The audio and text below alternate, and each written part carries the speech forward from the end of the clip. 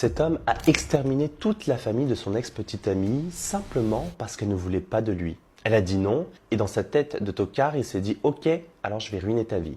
Tout commence avec une jeune femme nommée Jessica Serrano. Elle a 24 ans, elle vit dans le Colorado et essaie d'élever ses 2 enfants avec son petit ami de l'époque, Joseph. Et franchement, Joseph, c'est le pire petit ami qu'on puisse avoir. Il est jaloux, violent, obsessif. Il veut contrôler chaque aspect de sa vie et chaque fois qu'elle essaie de s'en débarrasser, il trouve un moyen de revenir. Parce que la manipulation, c'est littéralement toute sa stratégie. Une semaine avant que l'horreur ne commence vraiment, Jessica quitte le travail. Elle est probablement fatiguée, elle veut juste rentrer chez elle. Mais en arrivant à sa voiture, devinez qui l'attend? Joseph. Comme s'il n'avait rien d'autre à faire de sa vie que la traquer. Il lui dit « On va déjeuner ». Elle répond que non. Et il lui réplique « Tu crois que je te demande ton avis ?» Je ne sais pas pour qui il se prend, mais Jessica est terrorisée. Elle sait que s'opposer à lui pourrait la mettre en danger, alors elle monte avec lui. On ne sait pas exactement où ils sont allés déjeuner, mais après ça, de retour à sa voiture, elle lui dit « Écoute, c'est fini, je veux rentrer chez moi, je suis fatiguée ». Au lieu de la laisser partir, il sort une arme chargée, d'ailleurs qu'il n'a même pas le droit de posséder, et la pointe sur elle. Il hurle, la menace, soit il va l'utiliser contre elle, soit contre lui-même. En agitant l'arme comme un fou, il attrape son t-shirt si violemment qu'elle bascule en arrière et tombe en dehors de la voiture. À ce moment, elle se dit que c'est sa chance et qu'elle doit courir. Alors elle se relève, elle court jusqu'à sa voiture, monte dedans, mais avant même de démarrer, la vitre côté conducteur explose. Des éclats de verre volent partout, la blessant au visage et au bras. Joseph vient de la suivre avec une barre de fer et fracasse la vitre dès qu'elle est à l'intérieur.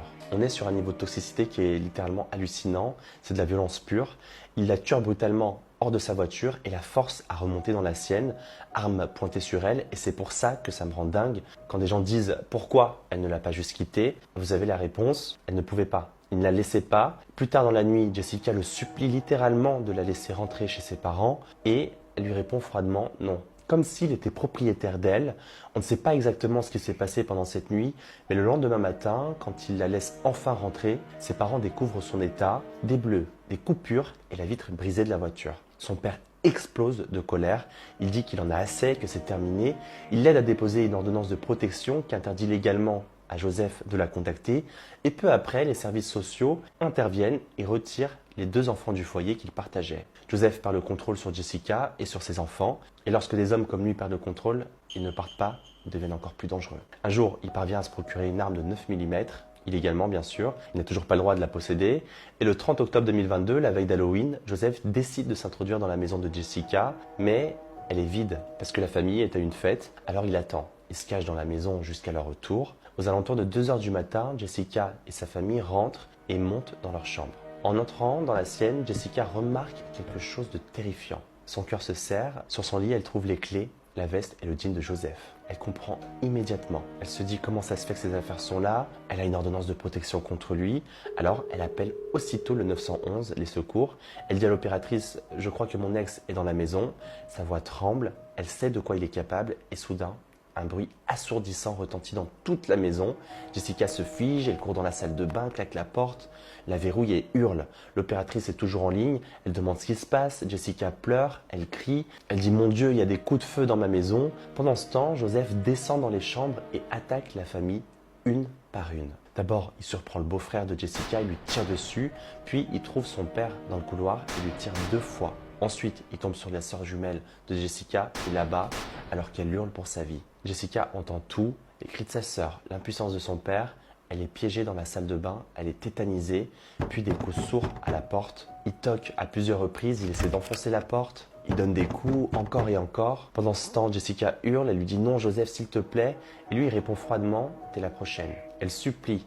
Elle lui dit « Qu'est-ce qui va pas chez toi? Ne fais pas ça ». Et lui, il ose lui dire « Alors pourquoi tu m'as fait ça ?» Comme si c'était elle le problème. Comme s'il n'était pas en train de détruire sa vie. Puis, il lui dit « Je n'ai plus de balles, sors, on va parler, je te ferai rien ». Elle refuse, alors il se met à hurler, à frapper, encore, jusqu'à ce que la porte vole en éclats. Mais Jessica ne fiche pas, elle passe en mode survie, elle le saisit, le pousse dans la baignoire et s'enfuit. Ce geste, cette seconde de courage lui sauve littéralement la vie. Joseph se relève et la poursuit, elle traverse la maison, la cour et sort dans la rue. Elle tente d'arrêter une voiture, le conducteur ne s'arrête pas, mais Joseph panique. Il sait que la police arrive, alors il s'enfuit. Les agents arrivent quelques minutes plus tard. Jessica court vers eux, en pleurs, en criant. I've got one down, gunshot wound in the kitchen.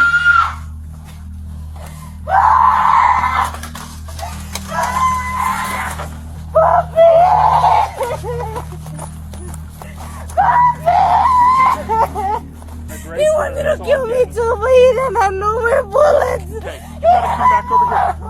My child, Mariana! The girls! What girls? I'm sorry, I just can't believe it! I can't believe it!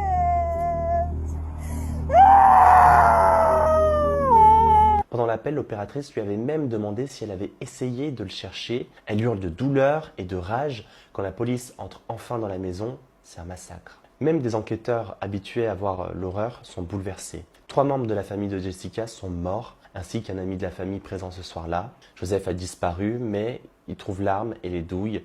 Un périmètre immense est mis en place, chiens, drones, hélicoptères. Ils sont persuadés qu'il est encore à pied dans le coin, mais rien. Alors ils comprennent, quelqu'un l'a aidé, et oui, c'est son petit frère, Huang. Il lui a donné une voiture pour fuir à Denver. De là, Joseph décide de partir et se cacher au Mexique, comme si tout allait s'effacer avec le temps. Mais les enquêteurs ne lâchent rien. Pendant 1 mois et demi, ils continuent les recherches. Quand le FBI prend le relais, il le localise rapidement. Il se cache au Mexique. Il est arrêté et extradé vers le Colorado. Il est poursuivi pour meurtre au premier degré, enlèvement, cambriolage, toute la panoplie de crimes atroces. Et Joseph passera le reste de sa vie derrière les barreaux. Et c'est mieux comme ça.